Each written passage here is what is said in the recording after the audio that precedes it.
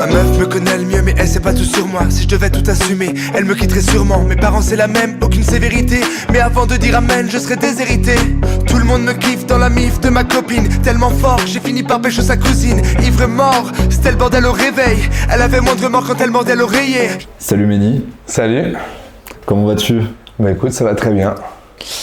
On se voit aujourd'hui pour la sortie de ton projet Merci pour les roses, Ouais. qui est sorti en fin d'année dernière. Exactement, ouais, en novembre. Et avant, moi je voulais qu'on revienne un peu sur tes débuts et ce qui t'a amené à faire de la musique et du rap. Quoi un peu les premiers sons de rap que t'as écoutés et qu'est-ce qui t'a amené? C'est quoi la première fois que t'es passé de simple auditeur à quelqu'un qui écrit des textes? Alors moi j'ai commencé en fait à écouter du rap fin des années 90 quand j'étais enfant, début des années 2000.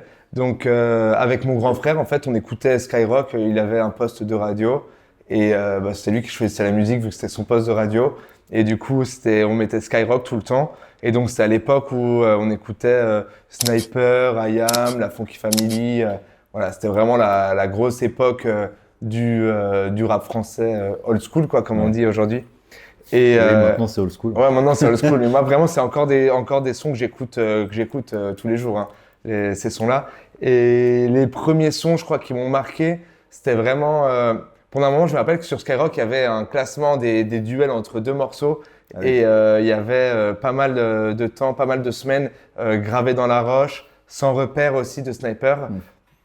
De IAM, je me souviens qu'il y avait Petit Frère aussi que j'aimais beaucoup. Art de rue, de la Funky Family, enfin voilà, tous les classiques en fait. Des classiques. Ouais. Il y avait This is la peste aussi, This is la peste, okay. Je pète les plombs, je me rappelle de ça, ouais, j'adorais. Il a tellement marché ce morceau. Ouais, c'était trop bien. Je passe sans les regarder, je sens les têtes se retourner. Les paillettes sur ma veste brillent de mille feux. C'est l'étincelle dans leurs yeux qui me fixe avec émoi. Les gens kiffent mon style, le copie mais ça va qu'à moi. Tout le monde crie sur mon passage comme si j'étais les nonnes demain. J'aurais oublié les visages et les noms. Autour de moi, des mirages et battements qui résonnent. Y a des milliers de personnes mais je danse avec mes démons. Et alors, qu'est-ce qui t'a amené toi, en tant que kiffeur de rap, à écrire tes propres textes? Bah en fait après pendant un long moment j'ai écouté autre chose que du rap, j'ai fait de la musique et tout ça, j'ai fait plein de choses et quand j'avais je pense 14-15 ans, je me suis mis à la guitare et voilà, j'ai commencé à écrire des petites chansons, un peu des chansons de lover vu que quand t'as 14-15 ans, c'est en général c'est pour ça que tu fais de la guitare. Quelqu'un qui se met à la guitare à 14 ans, c'est rarement pour jouer de la guitare classique, c'est pour jouer des trucs un peu cool et tout ça. Donc j'ai commencé à écrire des chansons et en fait plus ça avançait, plus j'aimais écrire ça. En fait je me suis rendu compte que j'aimais écrire des textes, écrire des chansons et donc petit à petit j'ai commencé à vouloir parler de sujets de plus en plus on va dire intéressants et qui me parlaient à moi quoi. Et puis quand tu grandis, quand tu arrives vers tes 18 ans, tu commences un peu à te construire, à avoir des avis, à être un peu plus engagé et tout. Et donc là j'écrivais des chansons et je me suis dit j'aimerais bien écrire sur d'autres thèmes que juste des chansons un peu légères, de Il fait beau, La plage elle est belle et tout ça. Et en fait, assez naturellement, je suis revenu au rap que j'avais quitté depuis un moment en tant qu'auditeur et j'ai commencé à écrire des textes de rap parce que je trouve que c'est vraiment le style musical et encore aujourd'hui, le style musical le plus complet, le plus riche et le plus adapté pour écrire des chansons qui ont du sens, où il y a pas mal de textes, donc il y a le temps de raconter des choses, de mettre des choses en place et tout ça. Et même jouer avec les rimes, avec les mots et tout, moi je trouve ça hyper cool. Et donc voilà, vraiment pour moi le rap c'est en termes d'écriture, dans tout ce qui se fait en chanson française, que ce soit pop, chanson, etc. C'est vraiment le truc le plus riche et le plus marrant à faire, quoi. Début de semaine comme envie de me baffer. Raconter mon week-end devant la machine à café. Je suis dans les visiteurs, ouais, je comprends pas mon époque. Non, bientôt c'est 18h, ouais, c'est l'heure de l'afterwork. Les apéros sont de plus en plus longs et les réveils sont de plus en plus durs. Plus ça va, plus j'y vais à reculons. Je me dis que ce sera sûrement mieux dans le futur. Mais j'ai mon cours de crossfit à la fin de la journée pour me décharger. Avant de commencer en solo, il faut savoir que tu avais un collectif qui s'appelle Le Passage. Ouais, c'est ça. Avec qui tu as fait des scènes et... Est-ce que tu peux raconter un peu comment ça se passait et un peu quel enseignement t'en tires? Ouais, en fait, Le Passage, c'est un collectif qui a commencé avec mon pote de toujours, Piwell. C'est avec lui que j'ai commencé le rap, que j'ai commencé à écrire des morceaux, à faire des open mic, des choses comme ça. Et Quand on était en école d'ingénieur tous les deux, on a fait nos premiers concerts, nos premiers morceaux qu'on a enregistrés. Et en fait, en sortant d'école d'ingénieur, là, on s'est dit, vas-y, on veut continuer ça, on veut en faire plus, on veut faire d'autres scènes, on veut jouer un peu partout en France. Donc, on a fondé ce collectif. Et en fait, ça m'a apporté, c'est plus de force, parce que quand tu débutes dans le milieu de la musique, que tu connais rien, que tu connais personne, c'est toujours cool d'être plusieurs à essayer de trouver les plans à droite à gauche pour jouer sur des scènes, pour jouer en concert. On a joué dans nos villes d'origine. Moi, je viens de Nantes, lui, il vient de Strasbourg. On habitait à Paris, donc voilà, on a joué dans plein d'endroits différents. Et puis aussi, c'est la force du groupe, quoi, parce que quand tu fais de la musique et surtout quand tu fais du rap et que t'es 4, 5, 6, ça nous arrivait, je crois, d'être 6, même 7 ou 8 au Point Gamma, un festival à côté de Paris, sur scène, là, tu t'éclates, quoi. T'es 8 potes à sauter partout avec des micros. Franchement, c'est des trop bons souvenirs. On n'a pas le même sang, mais je te jure que c'est la famille. C'est le sang, c'est les globules. À leur côté, je donne le meilleur de moi-même en fois 1000. On a arpenté la vie et ça fait des années que ça dure. C'est mes refs, c'est mes bros, c'est méga sûr. Tu as eu cette expérience avec le passage, Ouais. mais qu'est-ce qui t'a poussé à te lancer en solo? Passage, on a tourné ensemble jusqu'à fin 2022, je crois, à peu près. Et donc, on a fait pas mal de concerts dans plein d'endroits en France et tout ça. Et moi, plus ça allait, plus j'en voulais, quoi. Je voulais faire plus de scènes, avoir la possibilité de viser des plus grosses dates, des plus gros festivals pour toujours plus kiffer la scène. Et tout ça, ça demandait plus d'investissement. Et tout simplement, quand on a discuté entre nous, on était 3 piliers principaux dans le passage. Quand on a discuté un peu les uns avec les autres de nos envies respectives, voilà, on n'avait pas tous les mêmes envies. Moi, j'avais envie de faire beaucoup de choses. Et on est toujours ultra potes, mais un peu d'un commun accord. On s'est dit, on met ça en stand-by. Chacun va kiffer et faire ce qu'il a envie de faire de son côté. Et puis, qui sait, peut-être un jour, on fera des scènes ensemble et on fera des morceaux ensemble. Mais ce qui est essentiel, c'est qu'on est tous restés très potes. D'ailleurs, quand j'écris des nouveaux morceaux, et c'était le cas avec l'EP Merci pour les roses, à chaque fois que j'ai un nouveau morceau, une nouvelle maquette, je leur envoie en premier pour qu'eux, ils me donnent un avis, ils me disent ce qu'ils aiment bien, ce qu'ils aiment moins, ce qu'il y a à corriger. Donc voilà, on est vraiment encore hyper potes. C'est juste le projet artistique, le passage, qui est mis en stand-by pour le moment, quoi. Ce qu'il faut savoir aussi, c'est que tu avais tellement envie d'aller plus loin que en fait, tu as carrément quitté ton boulot. Tu étais ingénieur dans les énergies renouvelables. Ouais, c'est ça. Si je me trompe pas. Et c'est quoi pour toi le déclic qui t'a poussé à faire ça? En fait, ce qui m'a poussé à faire ça, c'est un peu là, ce que je racontais avant. C'est que moi, je voulais faire encore plus de musique, aller encore plus loin, pouvoir enregistrer dans des studios, pouvoir faire plein de choses, enfin vraiment vivre la vie d'artiste à fond. Et quand je voyais qu'avec le passage et même dans la musique en général, j'étais en train de plafonner, quand je me suis posé la question de pourquoi et de qu'est-ce qu'il fallait que je fasse pour aller plus loin, voilà, j'ai fait la liste de tout ce qu'il fallait que je fasse. Quand j'ai vu la liste, je me suis dit, mais en fait, j'ai pas le temps, quoi. T'auras jamais le temps. J'aurais jamais le temps de faire ça avec un travail. Et surtout que le travail d'ingénieur, c'est un travail quand même qui prend du temps. Tu as des responsabilités, des déplacements, des grosses réunions et tout ça. Et je me suis dit, mais en fait, je pourrais jamais faire ça tant que je suis ingénieur. Les deux, je pourrais pas faire les deux. Et là, du coup, très facilement, très rapidement, j'ai fait le choix du cœur plutôt que le choix de la raison, parce que le métier d'ingénieur, c'est très cool pour vivre une vie tracée, paisible, où tout va bien, et surtout sur le point de vue financier, c'est plutôt très cool. Et à l'inverse, la vie d'artiste, c'est une vraie galère. Ouais. Mais par contre, sur le plan financier, évidemment. Mais par contre, voilà, j'ai pas regretté une seule fois ce choix-là. Et je suis très content d'avoir fait le choix du cœur plutôt que le choix de la raison, quoi. T'es magnifique, comment t'as pu croire que je t'aimais pas? En bas de chez toi, je n'ai plus qu'à compter mes pas. Je te raconte même pas, je me tuerai pas, je te rassure. Mais je suis brisé à l'intérieur, je suis plus qu'un tas de cassures. Je fais le mec qu'assure que rien ne transparaisse. Mais je ressens comme des brûlures quand je pense à tes caresses. Faut que tu disparaisses, que tu prennes le large, que tu me laisses, que tu me lâches. Toi, tu te qualifies comment, si on doit te qualifier, c'est plutôt un chanteur, un rappeur, un peu des deux. Ouais, la réponse est un peu des deux, mais ça c'est le problème, c'est quand on demande de te qualifier, souvent j'ai envie de dire un peu des deux, un peu des trois, des quatre, en mélangeant plusieurs styles. Moi, j'ai l'impression que de base, je suis un rappeur dans la manière d'écrire, dans la manière de trouver des rythmes, des rimes, tous les schémas de chansons, c'est vraiment très rap l'écriture. Par contre, au niveau de l'esthétique, de ce qu'on entend, quoi. Il y a beaucoup de chants, c'est très musical. Ouais. Donc, moi, ce que j'aime bien dire souvent, c'est que pour les gens qui sont des grands fans de rap, ils vont dire que ce que je fais, c'est pas du rap. Et pour des gens qui n'en écoutent pas, ils vont dire que ce que je fais, c'est du rap. Ouais. Donc, voilà, je suis un peu entre les deux.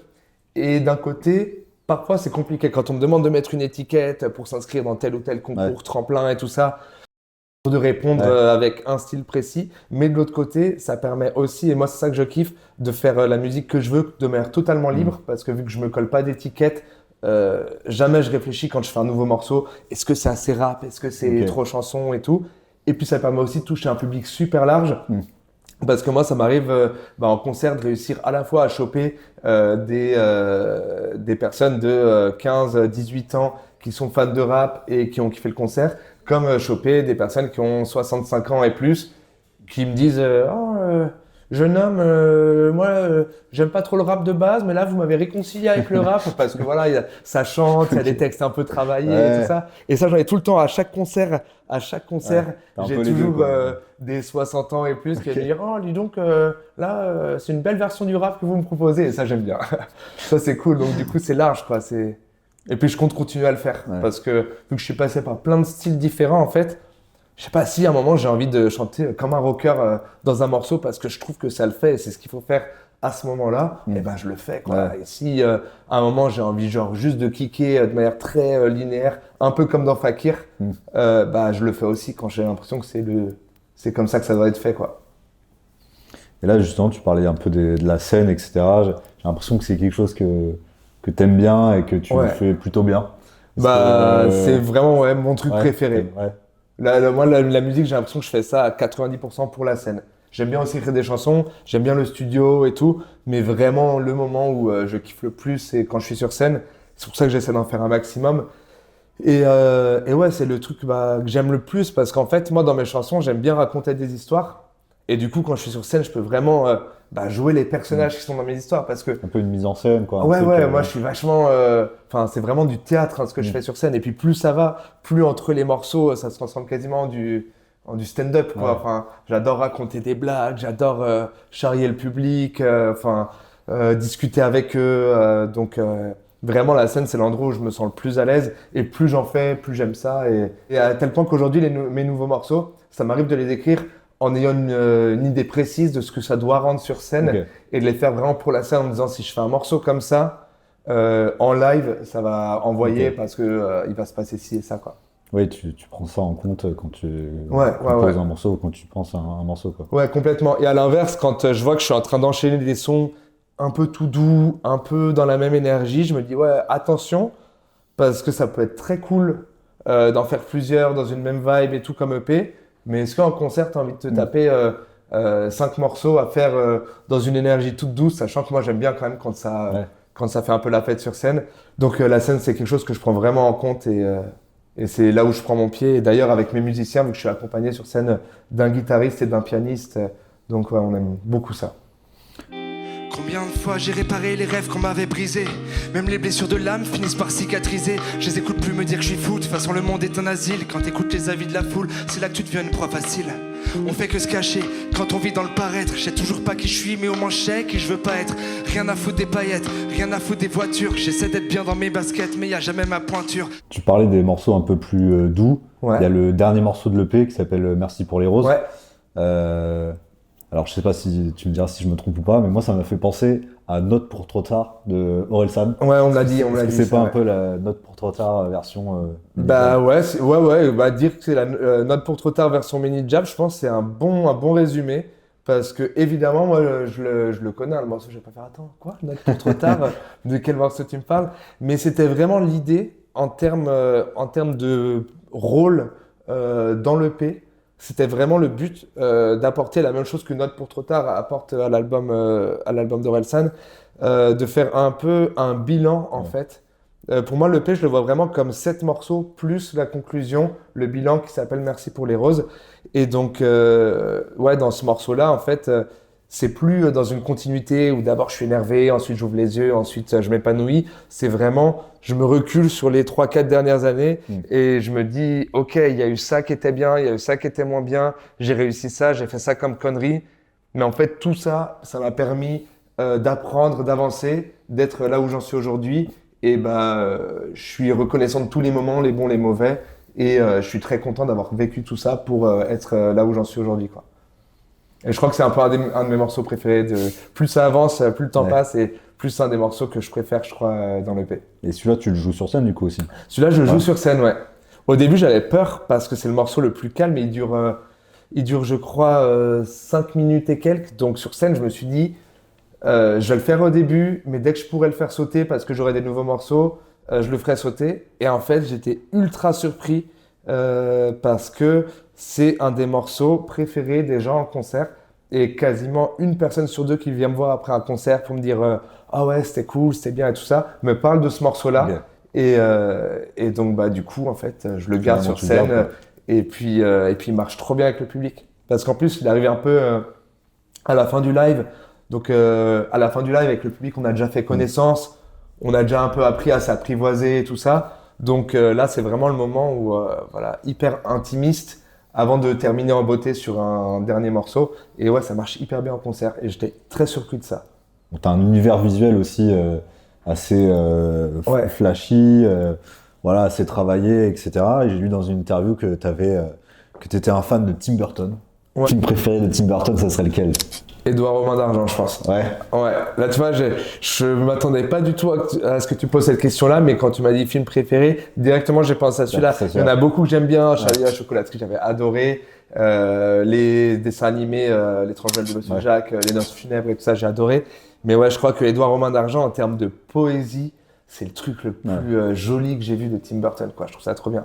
Et j'aime beaucoup aussi Wes Anderson, qui est pas mal une autre inspiration, on va dire, visuelle. Mais les deux sont pas du tout les mêmes dans le rendu de l'image, mais ont quand même des univers assez loufoques, très colorés. Il peut y avoir des ponts, en fait. Ouais, exactement. Il peut y avoir des ponts entre les deux. Et j'aime beaucoup ça. Parce que vraiment, pour moi, l'aspect visuel du projet, je le vois pas du tout comme un truc marketing. C'est pas ça le propos, même si c'est cool d'avoir des bonnes images pour les réseaux, tout ça, il faut le faire.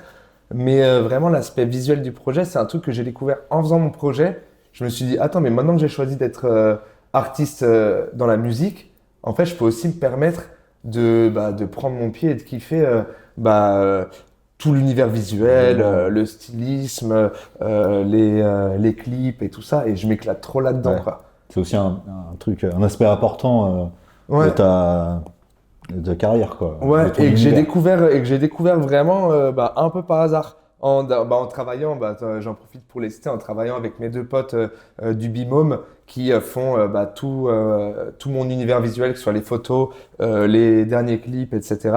Et en fait, c'est en bossant avec eux que j'ai commencé à toucher du doigt un peu le potentiel de tout ce qu'on pouvait faire sur un clip, quoi. C'est vraiment trop bien. Mais parfois, j'ai même besoin un peu de me reconcentrer sur le fait que non, je fais de la musique. Je suis pas là pour faire que des clips de 20 minutes et de passer mon temps à faire des clips hyper longs et tout ça. Non, faut d'abord faire de la musique, mais ouais, j'adore ça. Ok. Bon, merci beaucoup, Menjal. Merci à toi. Et puis merci au type. Je suis le gendre idéal et l'employé du mois. Je suis né pour faire du sale, donc éloignez-vous de moi. Maintenant que je les ai épatés, je peux pas les décevoir. Chaque fois que je rentre éclaté, je suis rempli d'idées